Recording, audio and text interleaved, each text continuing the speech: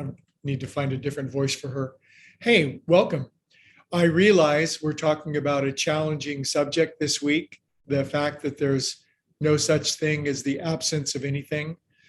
But if you play with this idea, this concept, and you noodle it around inside your consciousness, I really believe that it can lead to a real flipping of the poles in your consciousness. The iceberg can turn upside down, and rather than just the smallest part being on top, the biggest part can be. So I was thinking, how would somebody argue with me and say there damn well is the absence of things, and here, I'll prove it to you. Let's put a chair in the middle of an empty room, and there's the presence of a chair. And then somebody comes along and they yank the chair out, and you would say, look, Greg, there's the absence of the chair. And I would say, I see your point, but consider the absence of the chair is the presence of something else. It's the presence of the space that the chair occupied. It's whatever is there in the chair removed. There's something else.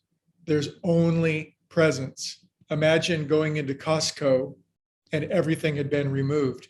You would feel a staggering sense of loss or absence of things, and yet there would be a tremendous opportunity to sense the presence within which everything existed right there in that moment. And of course, the most painful example of this that we ever as humans experience, and I'm not dismissing it or not discounting it by any means, and yet it's when we lose a loved one.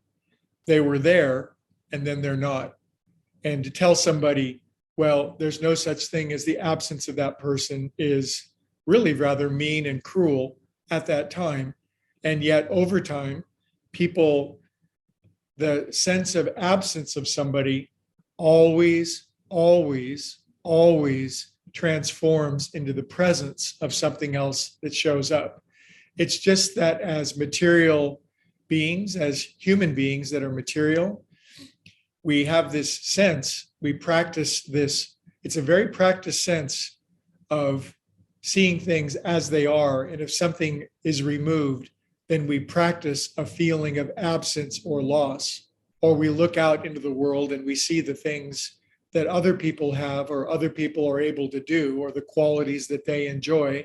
And then we practice this sense of consciousness that we're missing it, or that we're absent of it, or that it has been taken away, when it's perfectly not true.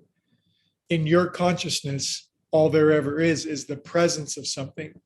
If we have a strongly practiced sense that something is missing, it is simply that practice in and of itself, that concept that we're running through our mind that something is missing, that gives us the feeling that we've lost something or something has been taken away.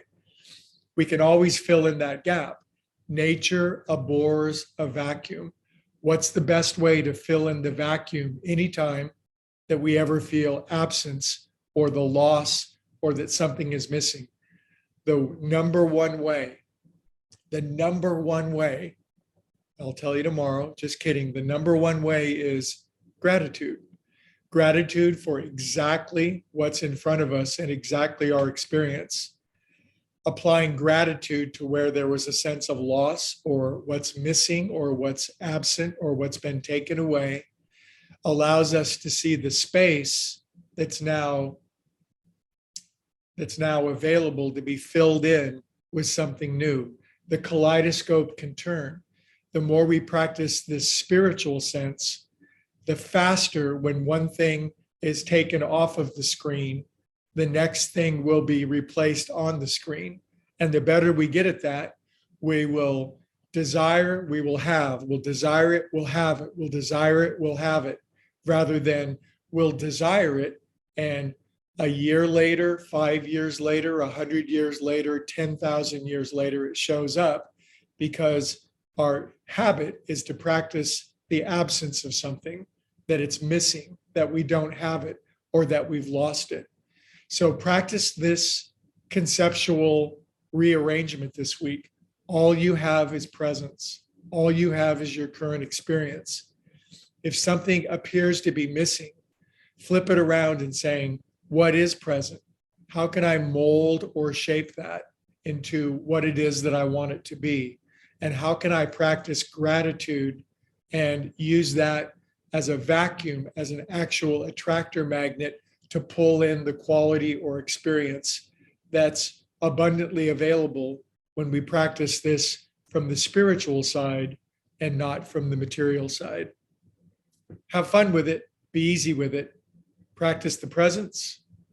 Send me any emails or texts with questions. See you tomorrow.